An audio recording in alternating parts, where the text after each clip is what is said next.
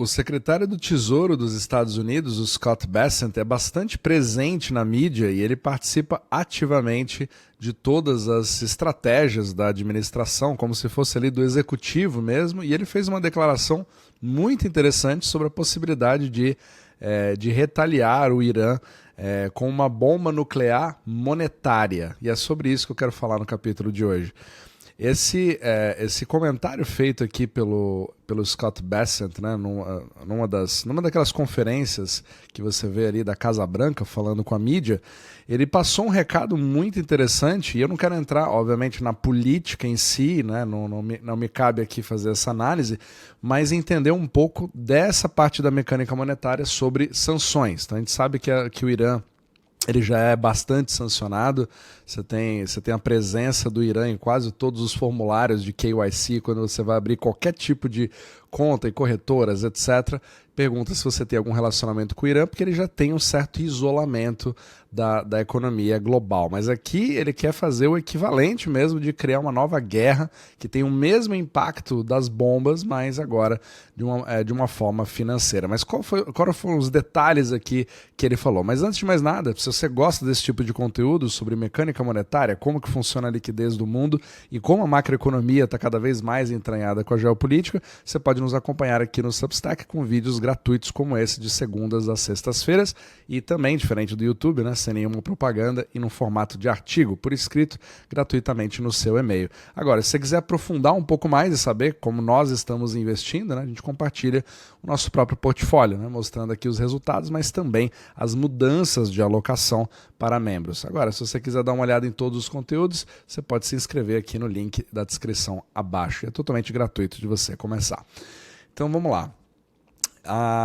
O Scott Bessent, ele fez aqui na verdade ele tem alguns pontos que foram citados, né, como o equivalente a bombardear o Irã, só que numa parte macroeconômica ou de mecânica monetária mesmo, né? Porque aqui ele falou a seguinte coisa, ele jogou a estratégia do Irã, né, em relação a essa guerra, dizendo que eles cometeram um erro fatal de bombardear os seus países vizinhos, né, que são que a gente chama do bloco, né, GCC countries, que são os países da cooperação do Golfo, como os Emirados Árabes Unidos, a Arábia Saudita, o Bahrein, o Catar. Então todos esses países ficaram assim, criaram uma surpresa internacional em relação a como que eles saíram bombardeando absolutamente todo mundo. E aí, segundo Scott Bessent, esse foi um erro cometido pelo Irã, porque esses países, a partir de agora, eles acabam se tornando muito mais transparentes no sentido de divulgar a origem dos fundos de depósitos do Irã nesses países, no seu sistema bancário, porque o próprio Irã é sancionado. Então a grande questão é quando você olha, né, o sistema eurodólar, né, os dólares fora dos Estados Unidos, você tem esse tipo de acordo. Quando você vê ali exemplos como a Rússia, por exemplo, colocando ali fundos em bancos franceses, etc., para evitar o congelamento de americanos, que foi, inclusive, ironicamente, talvez, né, muitos argumentam, apesar de ninguém saber exatamente como que a origem do sistema eurodólar se deu da forma que aconteceu depois do Bretton Woods, né, que é fora desse esquema do Bretton Woods, os russos teriam iniciado esses esforços dos bancos mesmos, digamos assim, numa esfera privada, fazerem esse acordo entre eles mesmos, independente de bancos centrais. E foi aí que o sistema eurodólar acabou nascendo. Então, essa é uma forma de você poder movimentar indiretamente, como a Rússia vem fazendo, mesmo não participando diretamente do sistema eurodólar, ele consegue ter bancos parceiros que vão ali em ligações, né, telefônicas, movimentando e enviando mensagens pelo sistema SWIFT. Então você ainda consegue fazer essa movimentação por meio de terceiros. Só que agora a coisa mudou. Os que eram antes meus aliados, ou pelo menos parceiros de negócio com interesses em comum, acabam se tornando inimigos, e aí eles estão dispostos a retaliar, entregando isso para os americanos. Então deu a entender exatamente isso. E é muito interessante você ver o secretário do Tesouro falando exatamente sobre esse assunto de uma forma tão direta. Então ele diz aqui que esses países acabam sendo muito mais transparentes, entregando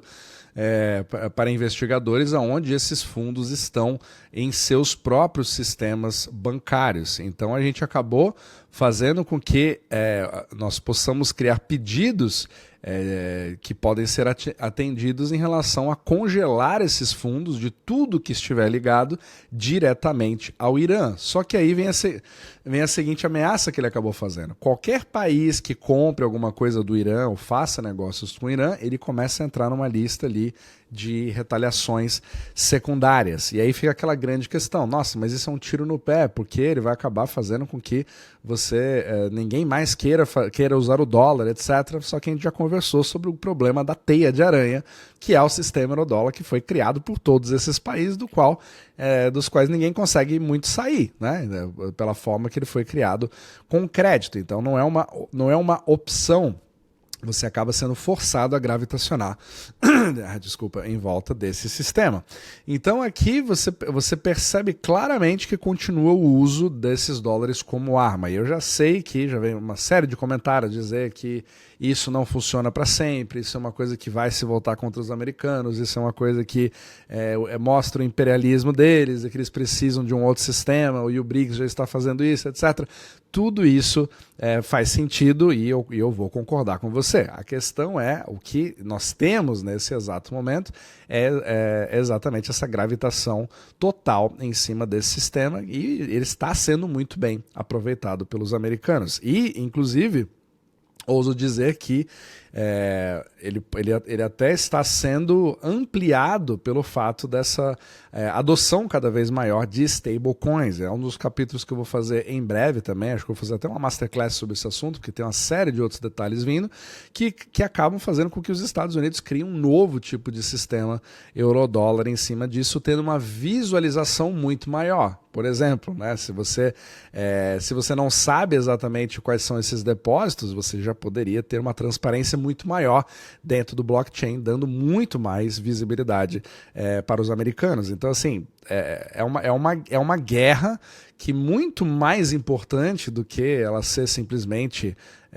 bélica, né, que a gente já está vendo nesse exato momento, você tem impactos extremamente grandes que acontecem quando você corta totalmente até as formas indiretas da participação do Irã na economia. Lembrando que nós tivemos recentemente um colapso da própria moeda. Então esse talvez seja um dos gráficos mais chocantes em macro, que não sei se muita gente conhece, mas esse aqui é o real, né, iraniano. E você vê aqui claramente um colapso completo, né? Então a gente tinha ali algo em torno de 23, 25, 50 reais por dólar, e agora nós estamos ali com mais de 1.320.000. Literalmente perdeu seu acesso ao sistema, você teve um colapso completo da forma que ele funciona, o que acaba estimulando, né, o comércio indireto. Né? Você é um iraniano, como é que você vai fazer negócios? Então, muito provavelmente, você já começa a pensar alternativas com próprios stablecoins, certo?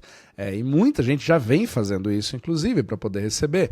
A grande questão aqui, você acaba entrando no sistema que é exatamente o que está sendo expandido nesse exato momento, percebe?